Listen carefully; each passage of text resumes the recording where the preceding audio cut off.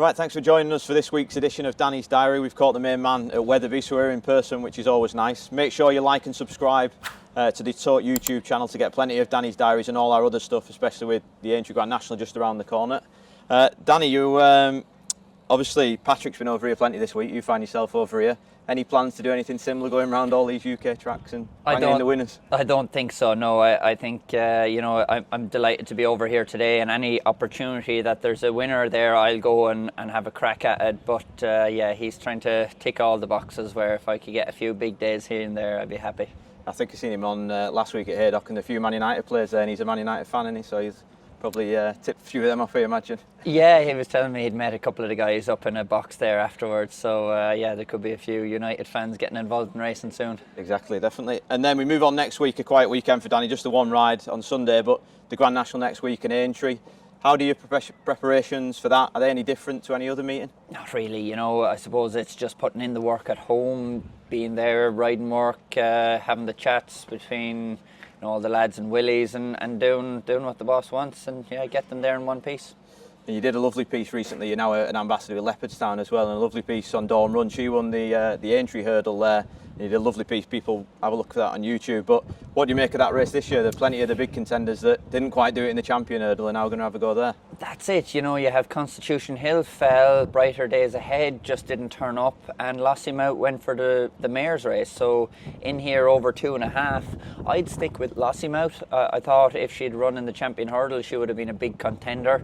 But she's got a great confidence boost with an easy win in the mayor's race, and I think she can give the other pair something to think about. It's hard to see Brighter Days Ahead coming back from such a below par run, and Constitution Hill, the step up in distance will probably give his jumping more time to settle into it. It'll be a real good race, but I'll stick with Lossiemouth. I've always had her down as being better at that trip as well. It just the pace and everything she just seemed more settled, and possibly so, and even over what would be Constitution Hill's optimum trip in Kempton, she's only a length behind him. So I think it's the ball's in her court at the moment.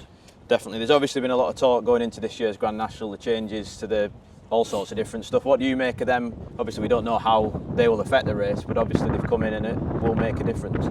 Yeah, it'll make a little bit of a difference. The race has to be protected, and it's still got the fanfare, the trills and spills. Now there's probably more speed, so there's a different type of fall you get in the National now, where you can land out too steep and slide along the ground, which it's still good viewing, but it's a safer way for a horse and jockey to pay the price if they don't jump well enough around there. You still need one that's able to operate around Aintree.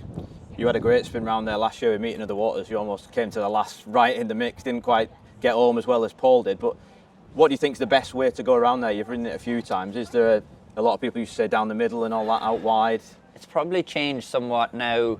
The different style of fences and that, and slightly smaller field, so you still need a bit of a clear run round, and you want to be somewhere following a decent jumper that's going to give you a toe into the race, and just see what way the pace of the race really happens for the first circuit, and then start to ride probably on the second circuit, which probably is the way a lot of the older fellas would say it was back in the good old days.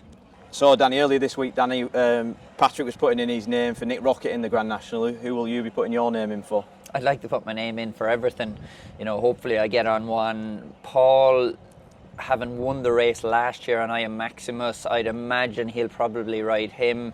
Then you have Nick Rocket, Manila Cocooner, Meeting of the Waters. I've won on all of those. They look good rides. Capadano didn't run too badly 2 years ago in it for me.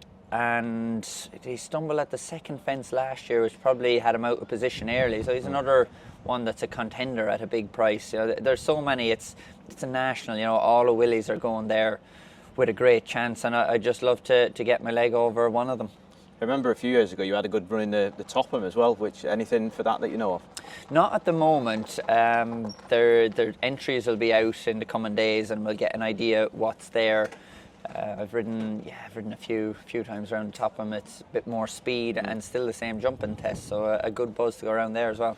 And on that note, any dark horses that Tote punters should be following either in the Grand National or anything else at Aintree? I think on the first day in the 2 mile handicap chase, my mate Mozzie, Gavin Cromwell, he's been running quite well in races where, like the Grand Annual, they didn't quite go fast enough for him in that. I think around Aintree, speed track, if they get racing, Keith Donoghue could land him there early. He was near on favourite for the Grand Annual, and he's been pushed out a bit more in price. He still has a big chance here. Gavin Cromwell's in a great season.